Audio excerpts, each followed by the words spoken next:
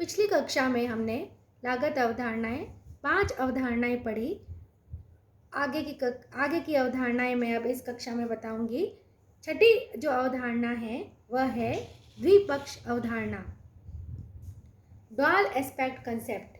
लेखांकन के लिए व्यवसाय की प्रत्येक घटना दो खातों को प्रभावित करती है। एक खाता डेबिट होता है और दूसरा खाता क्रेडिट होता है। लेखांकन की दोहरी प्रणाली इसी अवधारणा पर आधारित है। दोनों पक्षों डेबिट व क्रेडिट का योग बराबर होता है। यदि किसी एक ही व्यवहार से अधिक खाते प्रभावित होते हैं तो भी डेबिट पक्ष के सभी खातों का योग क्रेडिट पक्ष के सभी खातों के बराबर होगा। जैसे मिश्रित प्रविष्टि में एक व्यवहार में प्रत्येक लेन देन का दो पक्षों पर दावा होता है, आय का व्यय पर और व्यय का आय पर। इसी तरह संपत्तियों का दायित्वों पर व दायित्वों का संपत्तियों पर दावा होता है। इसीलिए तलपट के दोनों पक्षों का योग बराबर होता है। इसे एक समीकरण के रूप में हम स्पष्ट कर सकते हैं, समझ सकते हैं। जैसे दायित्व इज इक्वल टू संपत्ति। जैसे राम ने 10,000 रुपये की पूंजी से व्यापार प्रारंभ किया तो इसकी प्रविष्टि इस प्रकार होगी, cash account debited to capital account, और 10,000 हम डेबिट और क्रेडिट पक्ष में लिख देंगे। फिर यदि राम ने 6,000 रुपये का ऋण लिया हो तो capital plus liabilities is equal to assets. तो अब हमारे पास जो लायबिलिटीज हो जाएगी वो हो जाएगी, एक तो कैपिटल हो जाएगी 10,000 की, ऋण उसने 6,000 का लिया तो 10,000 प्लस 6,000 16,000, और इस प्रकार बिजनेस में कैश कितना आया, 10,000 plus 6,000 equals to 16,000। 10 plus 6 equals to 16,000। Capital plus loan is equal to cash. पृथक व्यवसाय की अवधारणा के अनुसार राम की पूंजी भी व्यवसाय के लिए दायित्व है। इसे हम इस प्रकार कह सकते हैं, इंटरनल लायबिलिटीज जो कैपिटल है वो इंटरनल लायबिलिटी है, प्लस एक्सटर्नल लोन लिया है वो एक्सटर्नल लायबिलिटी है, इक्वल्स टू एसेट्स संपत्तियां हैं। और हम इसे संक्षिप्त में कह सकते हैं liability is equal to assets. इसे लेखांकन समीकरण कहते हैं। लेखांकन समीकरण द्विपक्ष अवधारणा पर आधारित है, जिसके अनुसार प्रत्येक व्यवहार का दोहरा लेखा किया जाता है, एक डेबिट पक्ष में और क्रेडिट पक्ष में। प्रत्येक व्यावसायिक संस्था के पास जितनी संपत्तियां होती है उतनी ही उस संस्था की कुल देनदारियां होती है, अर्थात उसकी संपत्तियां दायित्वों से अधिक नहीं हो सकती। कुल दायित्व दो तरह के हो सकते हैं, आंतरिक दायित्व इंटरनल लायबिलिटीज और इक्विटी, तथा बाह्य दायित्व एक्सटर्नल लायबिलिटीज। आंतरिक दायित्वों में वे सभी दायित्व सम्मिलित होते हैं जो व्यापार को अपने स्वयं के स्वामी ओनर को चुकाने होते हैं, तथा बाह्य दायित्वों में वे सभी दायित्व सम्मिलित किए जाते हैं जो व्यवसाय द्वारा अपने स्वामी को छोड़कर अन्य पक्षों को चुकाना होता है। उपर्युक्त सभी तथ्यों को यदि एक समीकरण के रूप में प्रदर्शित किया जाए तो इसका निम्नलिखित स्वरूप दृष्टिगोचर होता है और यही लेखांकन समीकरण कहलाता है। यदि कुल संपत्तियां assets is equal to A, कुल आंतरिक दायित्व या स्वामित्व कोष equity is equal to E, तथा कुल बाह्य दायित्व outside liabilities is equal to L हो, तो द्विपक्ष अवधारणा के अनुसार equity plus liabilities is equal to assets, या हम कह सकते हैं E plus L is equal to A, और एल ज्ञात करने के लिए हम करेंगे ए माइनस ई, और ई ज्ञात करने के लिए हम करेंगे A minus L. Equity plus long term liabilities plus current liabilities is LHS। LHS means left hand side, और हम एसेट्स दिखाते हैं राइट हैंड साइड में, fix assets plus current assets.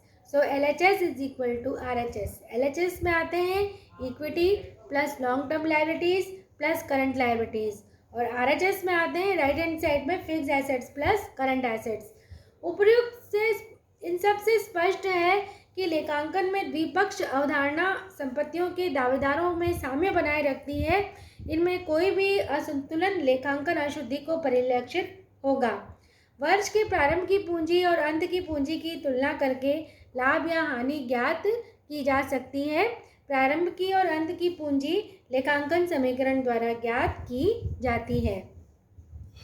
उसके बाद हम पढ़ेंगे लेखांकन की 7वीं अवधारणा, आगम मान्यता या वसूली अवधारणा, कॉन्सेप्ट ऑफ रेवेन्यू रिकॉग्निशन और रियलाइजेशन। आय संबंधी व्यवहारों के बारे में लेखाकार के सामने कई समस्याएं आती हैं। एक महत्वपूर्ण समस्या यह है कि किसी विशिष्ट आय को किस स्थिति में यह मान लेना चाहिए कि व्यवसाय ने उसको अर्जित कर लिया है। उदाहरणार्थ, माल की बिक्री के व्यवहार की स्थिति में निम्नलिखित 3 परिस्थितियों में से किस स्थिति पर बिक्री को आय के रूप में पहचान कर लेखों में सम्मिलित किया जावे। पहला, ग्राहक का आदेश प्राप्ति समय, at the time of receipt of customers order. ग्राहक को माल सुपुर्दगी के समय, at the time of delivery of goods to customers. ग्राहक के भुगतान के समय, at the time of receipt of payment from the customer. नकद बिक्री की स्थिति में माल की सुपुर्दगी व भुगतान समय में अंतर न होने के कारण आगम उपार्जन निर्धारण की समस्या उत्पन्न नहीं होती है, लेकिन उधार बिक्री में ऐसी समस्याएं आम हैं।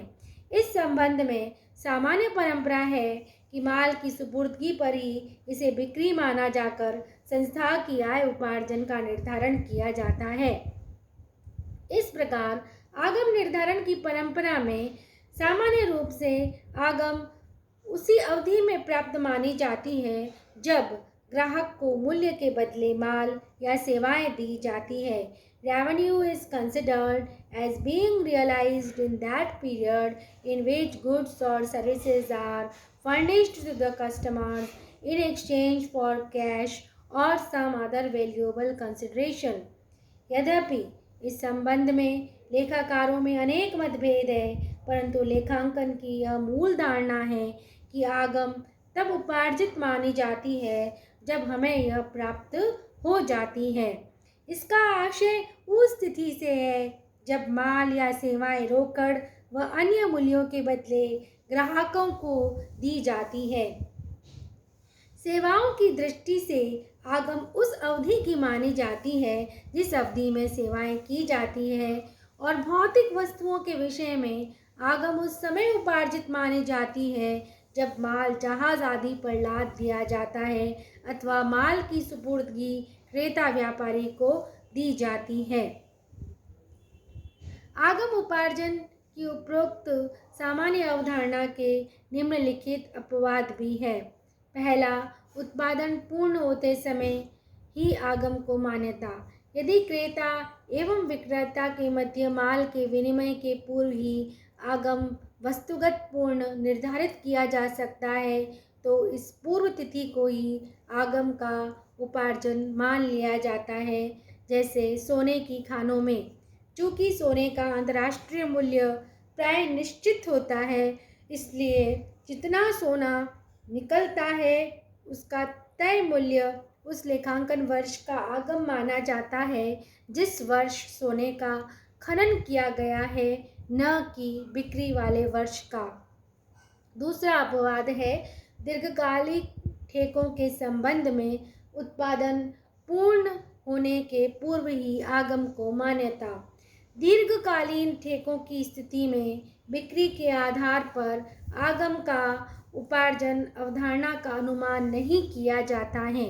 यदि बड़े ठेकों की स्थिति में आगम की प्राप्ति को पर प्रस्वेदय की समाप्ति की अवधि तक स्थगित किया जाता है तो यह एक बहुत बड़ी राशि होगी। यह कदम अंशधारियों को भी हतोत्साहित करेगा तथा ऐसी आय पर भारी करारोपण भी होगा। अतः गत वर्ष के अंत तक प्रस्वेदय का जितना भाग पूरा हो जाता है उसके आधार पर अनुपातिक आगम उपार्जित मान लिया जाता है। तीसरा अपवाद है जहां आय की प्राप्ति अनिश्चित हो। जब आगम प्राप्ति अनिश्चित हो अर्थात रकम प्राप्त होने में संदेह हो, तब ग्राहक को माल दिए जाने के बाद भी आगम उपार्जित नहीं मानी जाती है। यह कठिनाई विशेषकर किश्तों पर बिकने वाले माल के संबंध में आती है, इसलिए संपूर्ण किश्तें वसूल हो जाने पर संपूर्ण आगम की प्राप्ति मानी जाएगी। उदाहरणार्थ, यदि कोई माल जनवरी में निर्मित किया गया है तथा उसकी 3 माह की भुगतान प्राप्ति अवधि है, मार्च में उसकी बिक्री हुई और जून में उसका भुगतान प्राप्त हुआ, यहाँ आगम का उपार्जन जून में माना जाएगा जब उसका भुगतान प्राप्त हुआ है और उसमें से भविष्य में की जाने वाली मरम्मत की संभावित रकम कम कर दी जाएगी। ये था आगम मान्यता या वसूली अवधारणा। आगे हम बताएंगे इसकी 8वीं अवधारणा, आय व व्ययों के मेल की अवधारणा, मैचिंग कंसेप्ट। लाभ या हानि के सही निर्धारण के लिए आय व व्यय का ठीक प्रकार से मिलान किया जाना आवश्यक है। उन सब लागतों व व्ययों को घटाया जाना चाहिए जो आय अर्जित करने के लिए किए गए हो। यदि कुछ व्यय ऐसे हैं जिनका लाभ इस वर्ष के साथ साथ अगले वर्षों में भी प्राप्त होगा, तो चालू वर्ष की आय में से व्यय का केवल वही भाग घटाया जाना चाहिए जो इस वर्ष से संबंधित है, अर्थात जो इस वर्ष लाभ प्रदान करता है।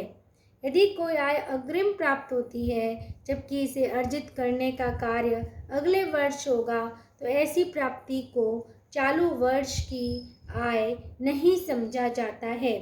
इस प्रकार जिस समय अवधि की आय व्यय भी उसी समय अवधि की ली जानी चाहिए, अतः सही मिलान के पश्चात ही सही लाभ का निर्धारण होगा। ये था आय व व्ययों के मेल की अवधारणा। उसके बाद अंतिम जो अवधारणा है वह है उपार्जन की अवधारणा, अक्रूवल कंसेप्ट।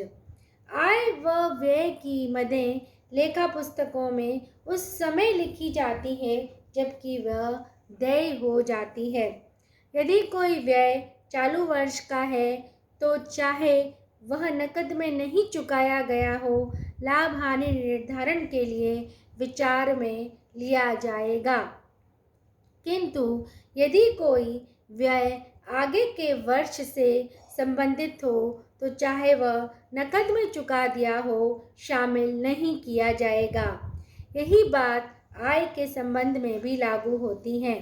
अतः लेखा नकद आधार कैश बेसिस पर नहीं रखा जाता है, बल्कि इसके लिए उपार्जन का आधार अक्रूवल बेसिस प्रयुक्त किया जाता है। अंतिम खातों में समायोजन इसी आधार पर किए जाते हैं। ये थी लागत की अंतिम अवधारणा, उपार्जन की अवधारणा। इस प्रकार हमने कुल 9 अवधारणाएं पढ़ी है। पार्ट 1 में आपको 5 अवधारणाएं बताई थी और इस पार्ट 2 में आपको 4 अवधारणाएं पढ़ाई हैं। पहली अवधारणा जो आपको पढ़ाई गई थी वो थी पृथक अस्तित्व अवधारणा, सेपरेट एंटिटी कंसेप्ट। दूसरी अवधारणा थी मुद्रा माप संबंधी अवधारणा, मनी मेजरमेंट कंसेप्ट। तीसरी अवधारणा थी निरंतरता की अवधारणा, गोइंग कंसर्न कंसेप्ट। चौथी अवधारणा थी लेखा अवधि अवधारणा, अकाउंटिंग पीरियड कंसेप्ट। पांचवी अवधारणा थी द्विपक्ष अवधारणा, ड्वेल एस्पेक्ट कंसेप्ट। छठी अवधारणा थी लागत अवधारणा, कॉस्ट कंसेप्ट। सातवीं अवधारणा थी वसूली या आगम मान्यता अवधारणा, रियलाइजेशन और रेवेन्यू रिकॉग्निशन कंसेप्ट। आठवीं अवधारणा आय व व्ययों के मेल की अवधारणा, मैचिंग कंसेप्ट। और अंतिम अवधारणा जो नवी अवधारणा आपको अभी समझाई गई थी वो थी उपार्जन अवधारणा, अक्रूवल कंसेप्ट। तो आशा करती हूँ कि आपको ये सब समझ में आ गई होगी। आप इसके लिखित नोट्स बनाइए और कोई समस्या हो तो आप इसके संबंध में अपनी समस्या रख सकते हैं और पूछ सकते हैं। इसके संबंधित आप नोट्स तैयार कीजिए। धन्यवाद।